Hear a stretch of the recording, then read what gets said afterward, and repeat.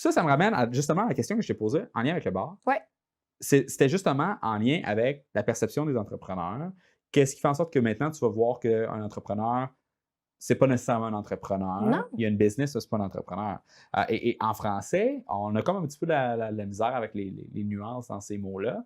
En anglais, je ne sais pas si on la connaîtrait, mais François Lambert, dans son dernier livre, il a très bien expliqué l'enjeu qui était tu es un opérateur ou tu es un entrepreneur. L'élément qui les différencie fondamentalement, c'est l'innovation. La vision et l'innovation. Ouais. Puis moi, ce que je trouve important aussi, c'est que l'innovation, c'est pas juste l'innovation produit. Non, effectivement. Il y a plusieurs épicentres d'innovation dans un modèle d'affaires. Puis moi, je n'ai pas innové au niveau produit. J'ai uniquement innové dans d'autres épicentres de mon modèle d'affaires. J'ai une innovation pricing, une innovation canaux de distribution, il y a une innovation relation client. C'est ça que moi, j'essaie de propager comme message, c'est que tu n'es pas obligé de réinventer ton produit pour être innovant puis pour être en mesure de percer dans un marché. Puis moi, c'est la chose à laquelle je me suis toujours heurtée, surtout dans les programmes. Tu sais, je suis full advocate des programmes universitaires, là, mais il y a plein de... Tu sais, genre, comme j'ai été discriminée là, parce que je suis pas en tech, parce que j'ai pas un autre co-founder, parce que j'ai pas une vision du scale qui est comme... J'ai pas de exit strategy. Right? Fait que je suis constamment challengée de ces idées-là. Constamment. Puis excuse-moi, j'ai perdu mon fil d'idée, là, mais bref, non, c'est ça, il faut être en mesure d'aller chercher, en fait, ces choses-là. J'ai perdu mon idée. C'est pas grave, c'est pas grave. C'est quoi mon fil, donc? Ben, dans le fond, c'est ça, on est en train de parler la nuance entre quelqu'un qui opère une business, Oui. quelqu'un qui est entrepreneur. Ah oui, l'innovation, on s'en va L'innovation, les différents Oui. types d'innovation. Moi, Puis, ouais. l'exemple que je voulais donner là-dessus pour bien illustrer aux gens qui écoutent à quel point est-ce qu'on peut innover dans quelque chose qui n'est pas nécessairement en lien avec le produit. C'est quand même une innovation technologique, c'est quand même une innovation en lien avec le produit, mais c'est surtout une innovation en lien avec la chaîne de distribution. C'est les matelas en mousse Andy. En ligne? Qui est une compagnie de Montréal, Ouais. si je ne me trompe pas, et qui ont été eux autres aussi au Dragon. Les Dragons se sont également battus pour être capables de les avoir. Et c'est un matelas que j'utilise chez moi. Il y en a plein d'autres. Il y a Casper qui ont le même modèle. Il y a 4-5 compétiteurs. Mais le simple fait de dire, maintenant, on a de la mousse qui nous permet de compresser un matelas king dans une petite boîte. Je fais ça. C'est fou. Ben, pourquoi est-ce qu'on aurait besoin d'une salle de montre maintenant? True. On n'a plus besoin. Voilà. Fait qu'au lieu de se dire, une innovation produit pur et dur, ça aurait été, ben maintenant, on va avoir des plus petites salles de montre, on va vendre des matelas dans des boîtes pour que les gens les amènent chez eux. La vraie innovation entrepreneuriale, c'est de vendre ça en ligne. Ouais. Il y a vraiment une nuance entre les deux. Puis il faut... Ou même l'innovation au niveau du produit, c'est beaucoup plus, je pense, des ressorts. OK, maintenant, c'est des ressorts enchâssés. OK, Ouais. enchâssés. En sachet. Ouais. Maintenant, tu as des ressorts en sachet parfumés. Bon. Avec, tu sais, sous vide, avec d'autres, tu sais. Mais au final, la personne, là, une fois que tu as un très, très bon produit, avoir un très, très bon produit, plus l'itération, elle ne vaut plus la peine. La personne, elle ne s'en rend même pas compte. Exactement. Fait que c'est souvent les gens, là, oh my God, qu'est-ce que je vais inventer comme produit? Puis ils sont tout le temps stock là-dedans. Je dis non, prends quelque chose qui se vend déjà très bien ailleurs, vends-le différemment. Prends quelque chose qui se vend déjà à une cible X, puis vends-le à la cible Y. C'est innovant.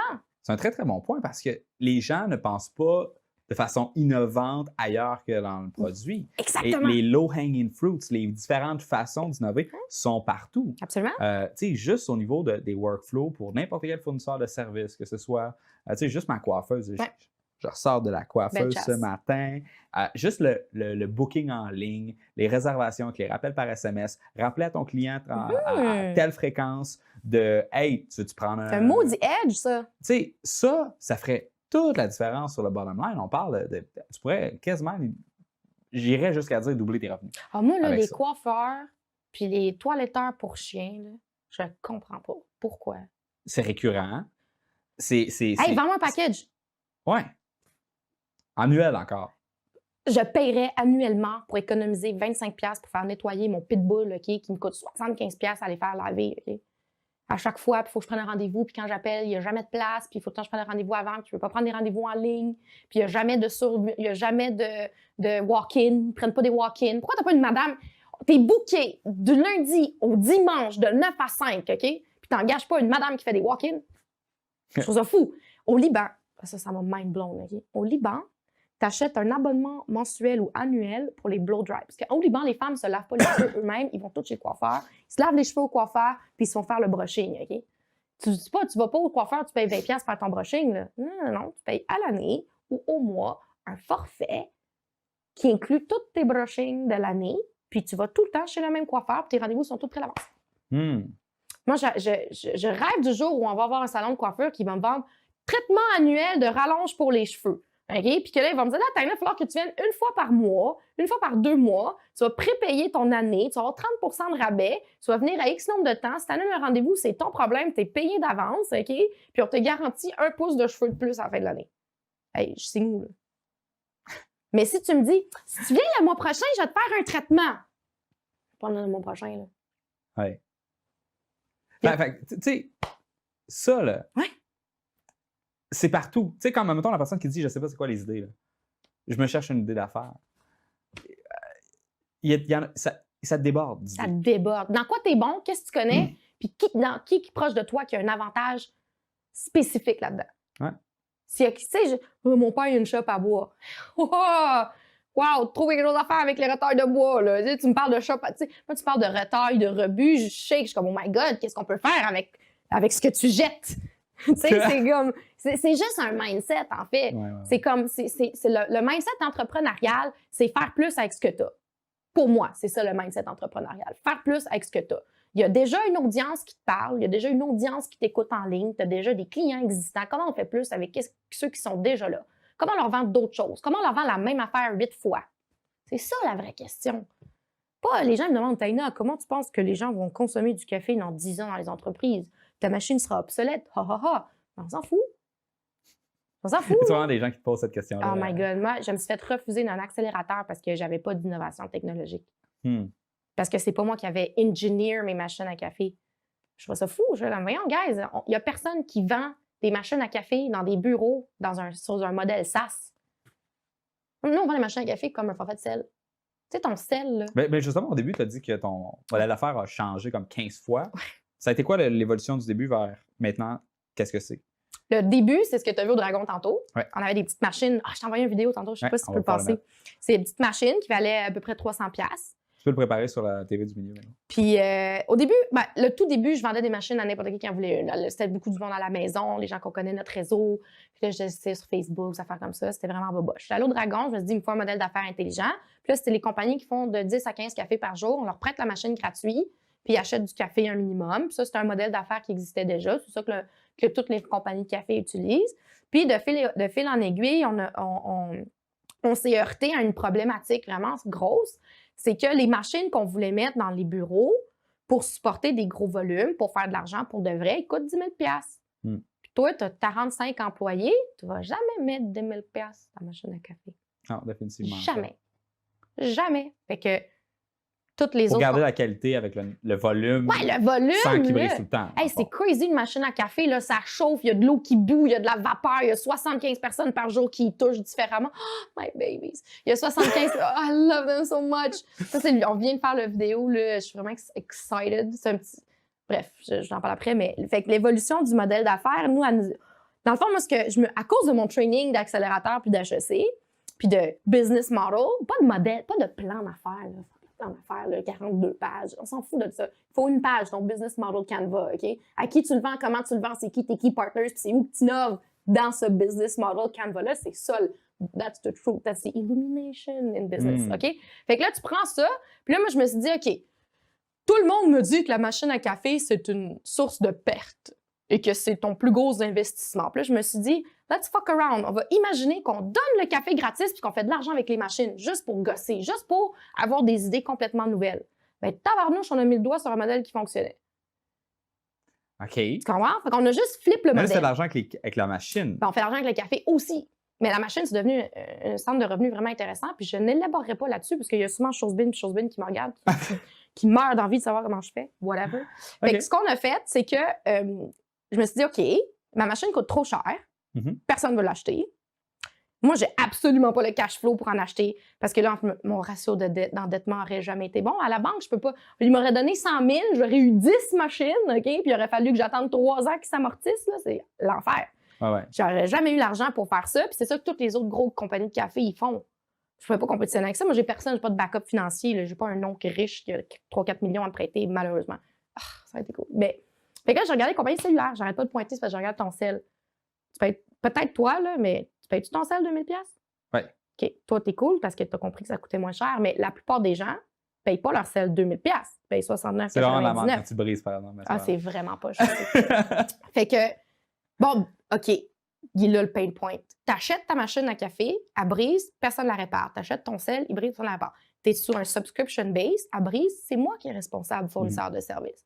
Fait que là, moi, j'ai regardé les trucs de cellulaire, puis je me suis dit, ben, tu sais, la majorité des gens ne payent pas leur nouveau iPhone 2000$, ils payent 69,99$ pour le iPhone et 5 GB de data.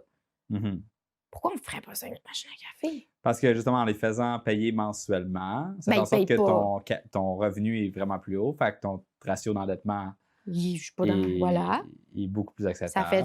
Ça fait super de sens. Les compagnies sont contentes parce que leur réel besoin, c'est pas de posséder une machine, c'est d'avoir du café. Pour faire du café. Fait que tout fonctionnait, tout s'enlignait avec ça. Puis ça, c'est juste parce qu'un jour, je me suis assise puis je me suis dit, je vais créer le modèle d'affaires le plus stupide au monde. Un modèle où est-ce que si on donne le café puis qu'on fait payer pour les machines, ça serait viable. Ça se peut-tu? Ben on a trouvé. À un moment donné, il y a un ticking point où ça devient viable. C'est ça qu'on a fait. Puis ça, c'est juste parce que je suis obsédée des modèles d'affaires puis de comment est-ce qu'on peut les refaire. Puis ça, il y a comme un thinking à avoir. En fait, j'ai un exemple, OK? L'autre fois, parce que là, moi, ma barrière personnelle, c'est les employés, OK? Ça, c'est ma barrière. Je sais pas quoi faire pour engager du monde. Là. Ça me stresse. Fait que je vais chercher des fournisseurs qui deviennent mes partenaires. Puis là, on devient une synergie fantastique. Mais à un moment donné, je serais plus capable de faire ça.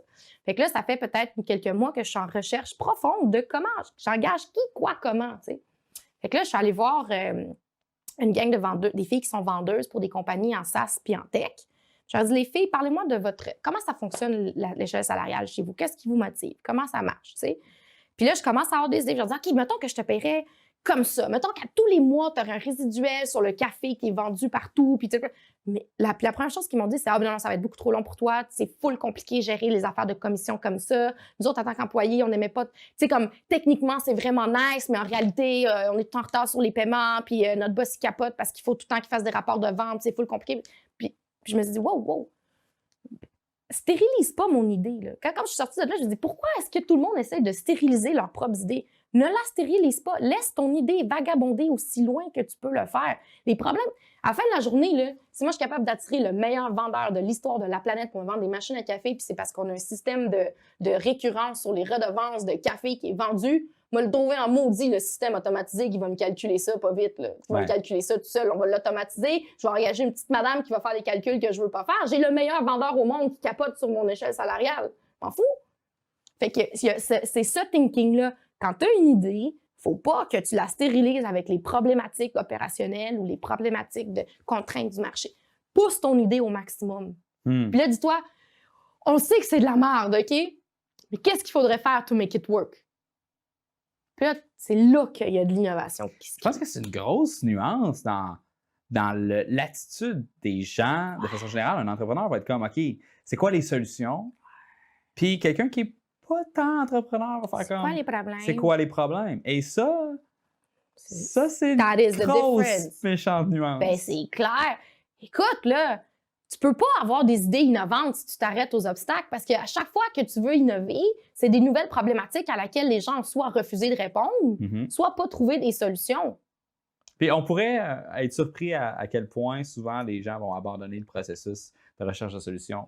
Juste parce qu'ils sont un peu lazy. T'sais, ils ont cherché un peu, ils ont raté, ça a été les gros joueurs dans l'industrie. Tout le monde s'est dit s'ils ont essayé et qu'ils n'ont pas réussi, ça veut dire que ça se fait pas. Fait que plus personne n'essaye. Ça revient un peu dans les podcasts avec Nicolas Ray, il a donné l'exemple des singes qui se font. Je ne sais pas si tu l'as déjà entendu parler, mais il y a une banane en haut, tout le monde dans son échelle pour prendre la banane, sauf que tous les autres singes ont un collier électrocuté, ils se font tous électrocuter, ils prennent le singe qui essaie de monter, ils le tabassent. Puis grosso modo, au fil du temps, tu enlèves à chaque fois les singes qui ont des colliers, tu le remplaces par un singe qui n'a pas de collier, puis il se fait endoctriner à penser que tu n'as pas le droit de monter dans l'échelle. C'est la même chose avec l'innovation. C'est pas à cause qu'Amazon, ils ont essayé de faire quelque chose, ça n'a pas marché, que toi, tu ne peux pas essayer de le faire, ça ne peut pas marcher. Même principe pour Google, puis pour toutes les autres. T'sais, on pouvait juste prendre, mettons, Google Drive.